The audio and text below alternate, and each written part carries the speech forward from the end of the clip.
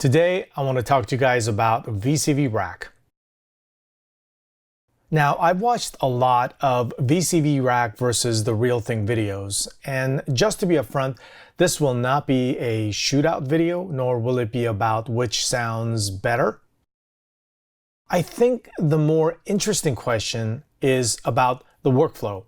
It's really about what gets you to be more productive, creative, and ultimately getting you excited about making sounds and music. So is VCV Rack fun to work with?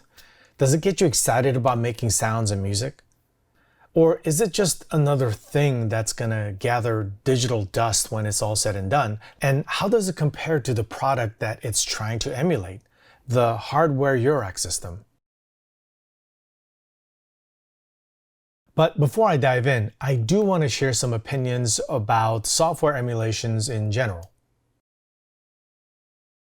The first real big issue with emulation is just getting our hands on the hardware versions for a meaningful comparison. Manufacturers will claim that they have the best emulation, and super cool graphical UI is very tempting, making us feel like we're getting our hands on something really expensive for a fraction of the price. But all we can do is take their words for it, and we know that it could be easily biased. We can rely on YouTube videos, forum threads, which can honestly be a hit or miss. You certainly don't get to experience it in the context of your own workflow. I am fortunate that I do have access to some hardware. These British distressors, for example, I can honestly compare them to their software emulations and form my own opinion. But this Shadow Hills compressor, for example, first, it's just hard to find them, and they're really expensive. And it's also massive, so you need tons of space. So why not shell out just a few $100 and get the software emulation plugin instead? But I have no idea if it sounds anything like the original hardware. I bought the plugin on the basis that the company, UID in this case, feels trustworthy from my past history with them as a customer. Say in some future I get access to the real hardware and realize that it's not quite the same.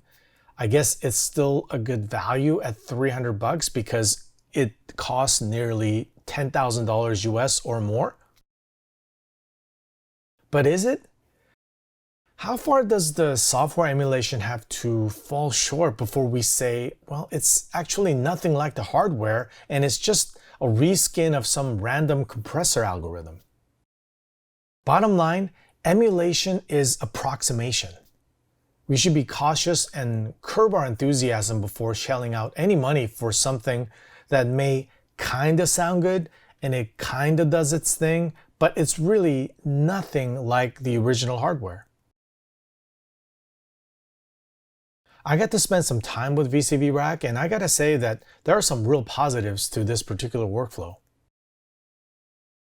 With physical Eurorack modules, especially as your patches become increasingly complex, cable management, moving modules around, and just keeping track of building block modules like VCAs and LFOs can be a real pain point. As you would expect in software, this is very fast. I found that the ability to not only have to worry about cable management and just loading in as many VCAs and LFOs as I want significantly contributed to my creative output. You can eliminate weak ideas and get to stronger ones much faster.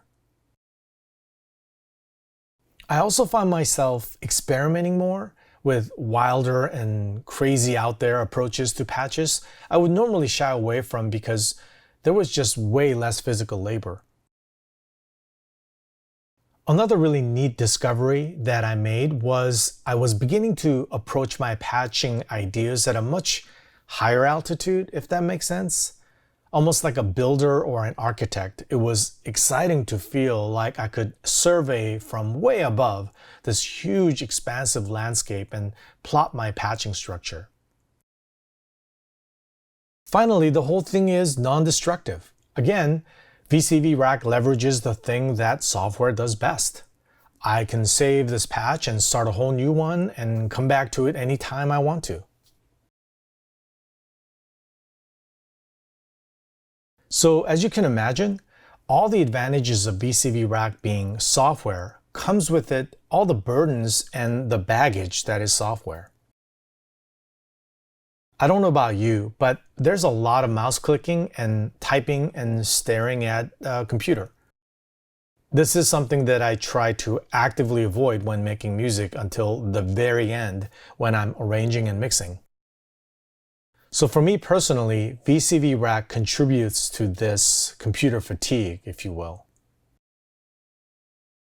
Another thing about music software is I quickly found myself falling back into my old habit of wanting to overdo things, in this case, overpatch.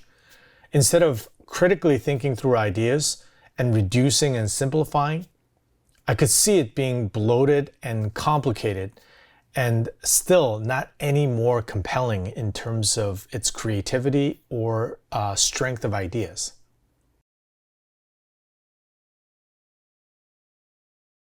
Second, I didn't care too much about the way it sounded.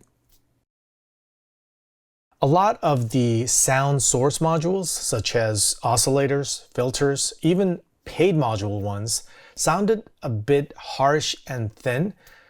The whole thing could definitely use some saturation for sure. Now, to be fair, when I'm running hardware, it naturally goes through my standard input chain from my Neve pre's, my Phoenix direct boxes, SSL compression. So the hardware version definitely gets a bit of that extra analog love.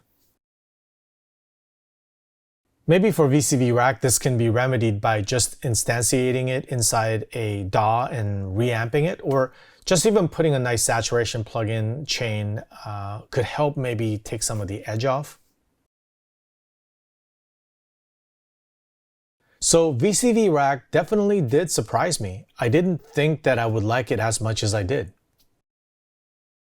I think for me personally, VCV Rack fits in perfectly as a pre-production patching tool, like a sandbox where I can mock up some wild ideas that I can bring to my hardware rig as a template or even a guide.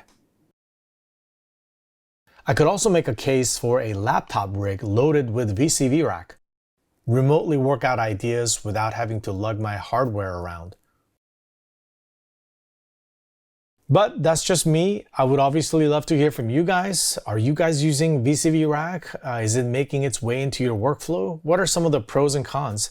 Leave your thoughts on the comments below and I would love to discuss. See you guys next time.